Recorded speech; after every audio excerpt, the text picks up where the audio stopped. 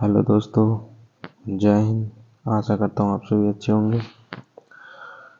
दोस्तों, मैं आज आपके लिए लेकर आया हूँ ज्योग्राफी की क्लास 3। इसमें हम कुछ महत्वपूर्ण क्वेश्चंस करेंगे जो परीक्षा की दृष्टि से काफ़ी अच्छे हैं। चलिए तो क्लास स्टार्ट करते हैं दोस्तों। देखिए, सबसे पहला क्वेश्चन है, ऑप्टिसोमीटर का प्रयोग किसमें किया जाता है। ठीक है दोस्तों, क्वेश्चन है ऑप्टिसोमीटर का प्रयोग किसमें किया जाता है। तो इसका सही उत्तर होगा दूरी मापन में। दूरी मापन में, ठीक है दोस्तों। ऑप्टिसोमीटर का प्रयोग किसमें किया जाता है? दूरी मापन में, ठीक है।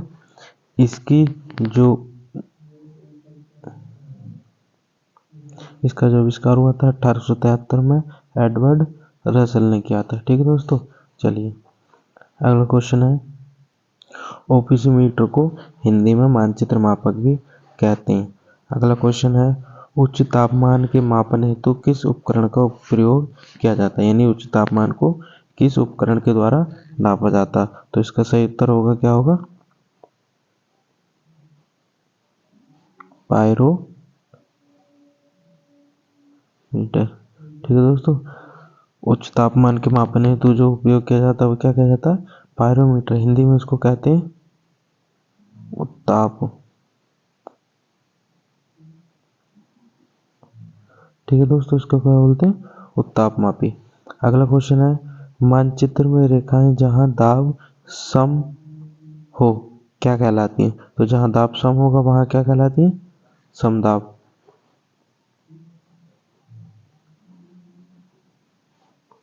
समदाब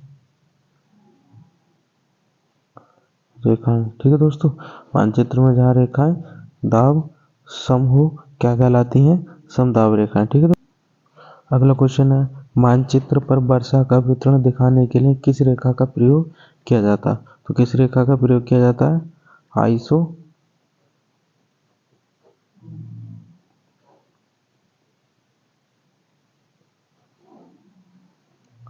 आइसो हाइट का। ठीक है दोस्तों, मानचित्र पर वर्षा का वितरण दिखाने के लिए किस का प्रयोग किया जाता है?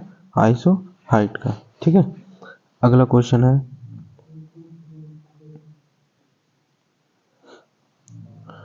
सूर्य और पृथ्वी के मध्य अधिकतम दूरी कब होती है? तो कब होती है? ये होती है 4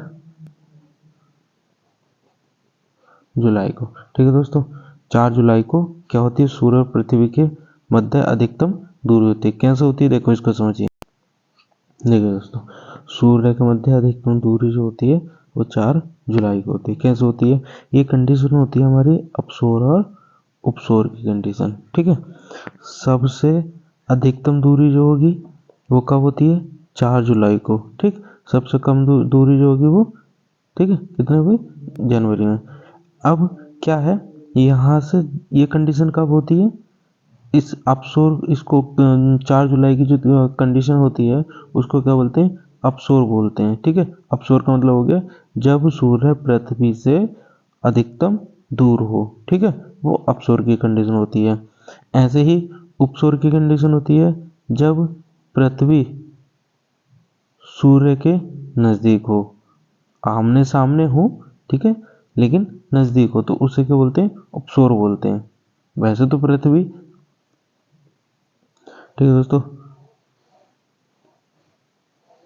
अगला क्वेश्चन, ओलंपस मंस सबसे बड़ा ज्वालामुखी कहाँ पर है? ओलंपस मंस नाम का जो, इसको मंस नहीं है, मॉन्स बोलते हैं इसको। ओलंपिस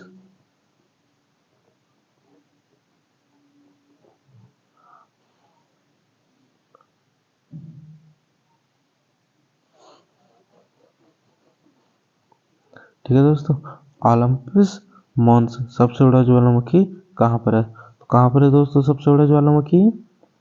ये है मंगल पर। ठीक है दोस्तों, कहाँ पर है? मंगल पर। अगला क्वेश्चन, सूर्य का प्रकाश धरती पर पहुंचने में कितना मिनट लेता है। अभी क्लास फर्स्ट में मैंने ये क्वेश्चन बताया था। ठीक है दोस्तों, इसका सभी लोग कमेंट में आंसर बताएंगे। ठीक, सूर्य का प्रकाश धरती पर पहुंचने में कितना समय लेता है, इस क्वेश्चन को सभी लोग कमेंट में बताएंगे। ठीक है, आगे बढ़ते हैं। भारत के उत्तर में कौन कौन से देश हैं? तो भारत के उत्तर में कौन कौन से देश है बताइए दोस्तों। देखिए मैप पे इसको हम देखते हैं। देखिए दोस्तों, भारत के उत्तर में कौन से देश हैं? तो भारत के उत्तर में कौन से देश हैं बताइए दोस्तों। यहाँ से इधर को उत्तर में कौन कौन से देश हैं? तो देखिए यहाँ पर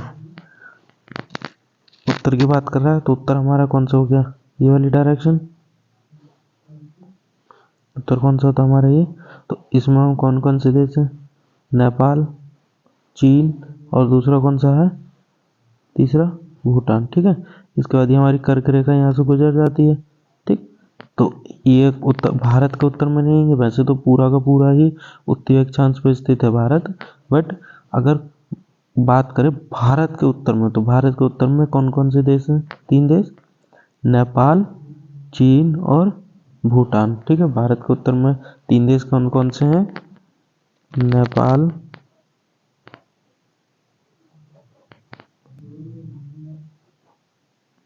चीन और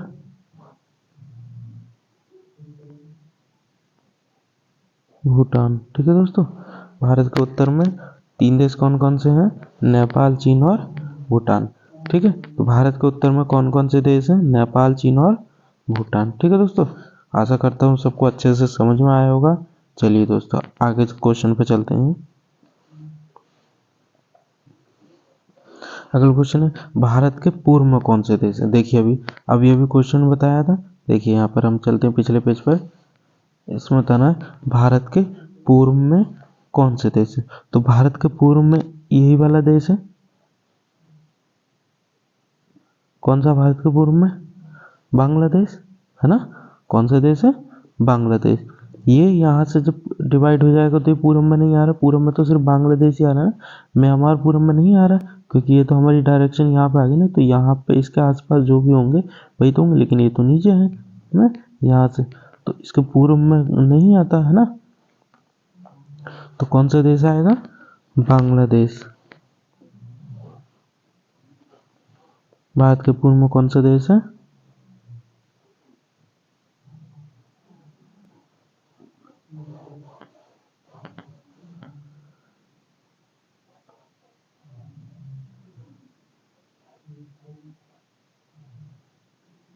भारत के पूर्व में कौन सा देश है?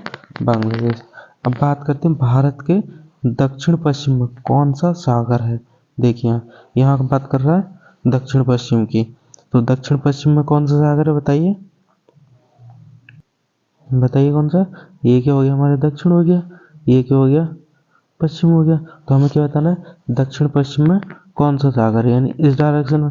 तो इस डायरेक्शन में कौन सा सागर है हमारा? अरब सागर। ठीक है, तो दक्षिण पश्चिम में कौन सा सागर आ गया? अरब सागर।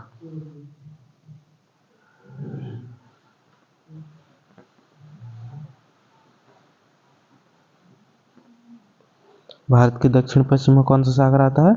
अरब सागर। ठीक है दोस्तों, अब बात करते हैं हम भारत के दक्षिण पूर्व में कौन सी खाड़ी है।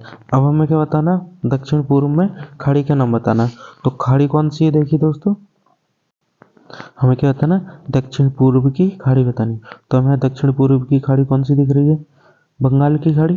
ठीक है दोस्तों, तो भारत के दक्षिण पूर्व में कौन सी खाड़ी है? तो कौन सी आएगी दक्षिण पूर्व की खाड़ी?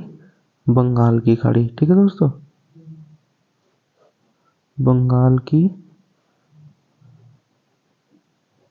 खाड़ी। ठीक दोस्तों, चलिए आगे क्वेश्चन की बात करते हैं। भारत के दक्षिण में कौन सा महासागर है। देखिए दोस्तों, अब बात करता है भारत के दक्षिण में कौन सा महासागर है। तो भारत के दक्षिण में कौन सा महासागर है बताइए दोस्तों। देखिए दक्षिण हमारे यही हुआ ना, तो भारत के दक्षिण में कौन सा, ये देखिए ये क्या लिखा हुआ, दक्षिण महासागर। ठीक है, सॉरी, दक्षिण में कौन सा महासागर है? हिंद महासागर। ठीक है, तो हम इसका उत्तर क्या होगा? हिंद महासागर।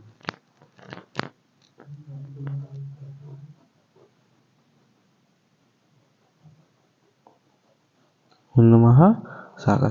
ठीक है दोस्तों, अच्छे से क्वेश्चन समझ में आए होंगे तो वीडियो को लाइक कीजिए। ठीक है दोस्तों, चलिए अब आगे बात करते हैं। अगला क्वेश्चन है, सेंचुरा मरुभूमि किस देश में स्थित है? सेंचुरा मरुभूमि किस देश में स्थित है बताइए। बताइए दोस्तों, क्या है इसका आंसर? इसका आंसर है पेरू। पेरू कहाँ पड़ता है? ये पड़ता है हमारा एंडीज पर्वतमाला के तलहटी पर। ठीक है दोस्तों, कहाँ पड़ता है? एंडीज पर्वत की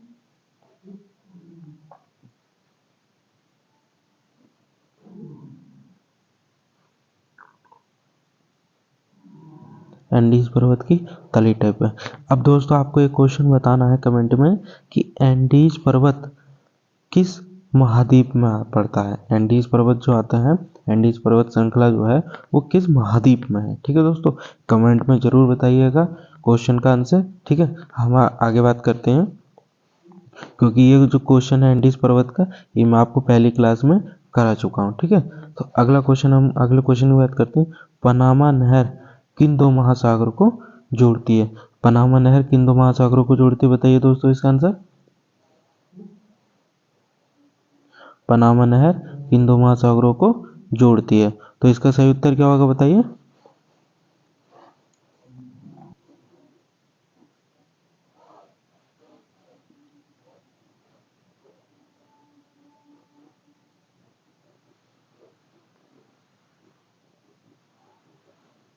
प्रशांत महासागर और किसको? अटलांटिक महासागर को।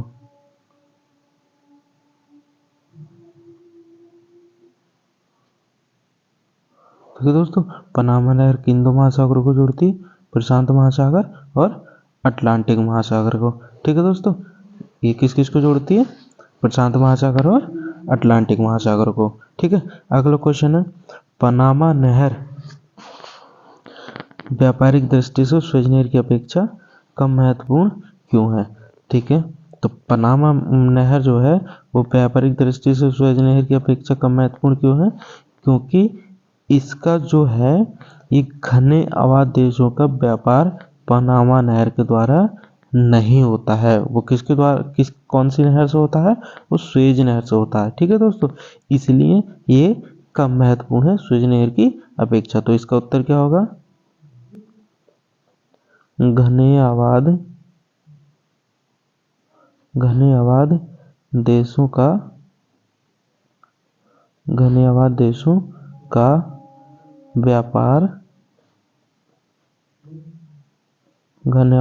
का व्यापार पनामा नहर से नहीं होता है। ठीक है, पनामा नहर से नहीं होता है। ठीक है, इसलिए ये स्वेज नहर से कम महत्वपूर्ण है।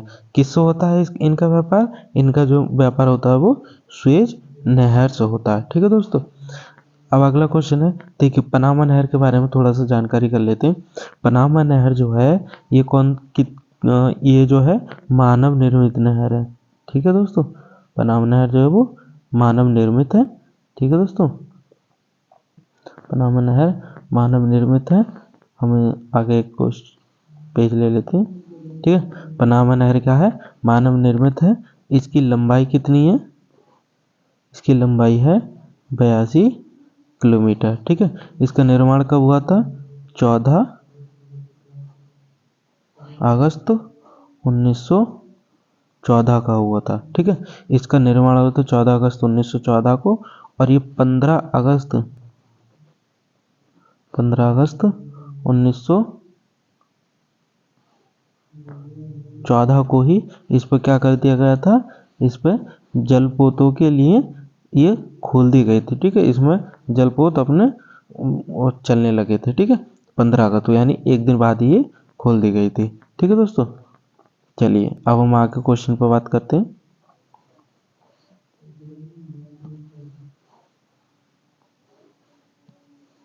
क्वेश्चन है, पनामा नहर के उत्तरी सिरे पर कौन सा पतन स्थित है? तो पनामा नहर के उत्तरी सिरे पर जो पतन स्थित है वो कौन सा है? कोलोन।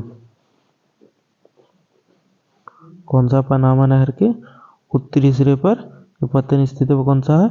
कोलोन। ये तो उत्तरी सिरे की बात कर ली, ठीक है। अब अगर वो पूछ ले दक्षिणी सिरे पर, तो दक्षिणी सिरे पर कौन सा है? दक्षिणी सिरे पर है पनामा, ठीक है, पनामा पतन, ठीक है। उत्तरी सिरे पर हमारा कोलोन, उत्तरी सिरे पर कौन सा पत्तन है? कोलोन पत्तन है। और दक्षिणी सिरे पर कौन सा है? पनामा पत्तन है, ठीक है दोस्तों। चलिए अगले क्वेश्चन पे चलते हैं। हो गए ना? चलिए अगले क्वेश्चन पे चलते हैं। अगला क्वेश्चन है, विश्व की सबसे बड़ी जहाज रानी नहर कौन सी है? जहाज रानी नहर कौन सी बताइए दोस्तों? विश्व की सबसे बड़ी जहाज रानी नहर,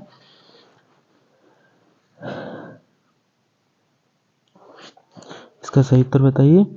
जहाज रानी का मतलब आप सभी समझते होंगे, जहाँ सब जहाज बहुत ज़्यादा चलते हो, तो कौन सी है? अभी अभी इसी के बारे में बात की गई थी। कौन सी है? सुएज नहर, ठीक है दोस्तों। विश्व की सबसे बड़ी जहाज रानी नहर कौन सी है? सुएज नहर, ठीक है। ये क्या है? ये भी एक कृत्रिम नहर है, ठीक है। ये भी क्या है? एक कृत्रिम नहर है। ये कहाँ पर है? अभी मिस्र के कब्जे में है, ठीक है दोस्तों। सुएज नहर कहाँ पर है? मिस्र के कब्जे में, ठीक है। इसका निर्माण जो हुआ था वो तुर्क साम्राज्य के तत्वाधान में हुआ था, तुर्क साम्राज्य के तत्वाधान में हुआ था। कब से कब तक हुआ था इसका निर्माण? 1859 से 1869 तक, ठीक है दोस्तों। 10 साल इसमें क्या चला था? काम चला था, 1859 से 1869 तक, ठीक है। चलिए अब आगे बात करते हैं। तो इसका सही उत्तर क्या हो गया? विश्व की सबसे बड़ी जहाज रानी नहर कौन सी है? सुएज नहर, ठीक है। ये कैसी है? कृत्रिम नहर है। इस पर किसका कब्जा है? मिस्र का कब्जा है। किसके तत्वाधान में बनाई गई? तुर्क साम्राज्य के तत्वाधान में बनाई गई थी। कब से कब तक बनाई गई? 1859 से 1869 तक, ठीक है। अब बात करते हैं हम, सुएज नहर किस किस को जोड़ती है? तो सुएज नहर किस किस को जोड़ती है? भूमध्य सागर, इसको इरेज कर देते हैं थोड़ा,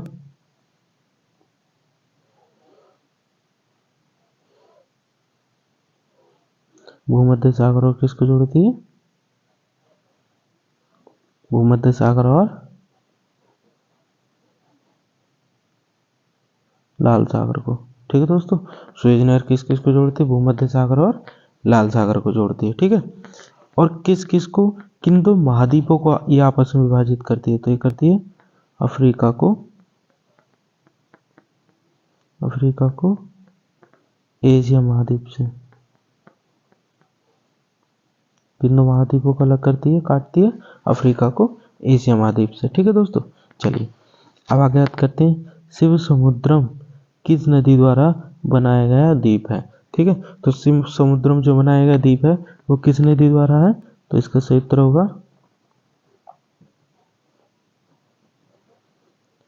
कावेरी नदी द्वारा, ठीक है दोस्तों। शिव समुद्रम किस नदी द्वारा बनाया गया द्वीप है? ये कावेरी नदी द्वारा बनाया गया द्वीप है, ठीक है दोस्तों। इसके बारे में एक बहुत महत्वपूर्ण को बात कही जाती है कि इस पर जो स्थापित जल विद्युत गृह है, जल विद्युत गृह है, वो क्या है? एशिया का प्रथम, लिखते रहिएगा साथ में, जल विद्युत गृह जो है, इस पर स्थापित जो जल विद्युत गृह है वो एशिया का प्रथम जल विद्युत गृह है जो स्थापित हुआ था। कब हुआ था? 1902 में, ठीक है दोस्तों। कब स्थापित हुआ था? 1902 में, ठीक है दोस्तों। अच्छे से समझ में आया? चलिए आगे क्वेश्चन पे बात करते हैं। अगला क्वेश्चन और लास्ट क्वेश्चन है, भारत के प्रादेशिक जल सीमा समुद्र तट से कितने मील दूरी पर है? तो कितने मील दूरी पर है ये? 12 समुद्री मील, 12 समुद्री मील दूरी पर है, ठीक है दोस्तों। आशा करता हूँ आप सभी को क्लास पसंद आई होगी। चलिए दोस्तों, सभी लोग वीडियो को ज़्यादा से ज़्यादा लाइक करें, अगर कोई क्वेश्चन है तो कमेंट करें और हमारे चैनल को जाकर चैनल को सब्सक्राइब ज़रूर करें, दोस्तों को भी अपने शेयर करें। ठीक है दोस्तों, आज के लिए इतना ही। कल फिर आते हैं एक नई क्लास, नया टॉपिक लेकर। तब तक के लिए जय हिंद।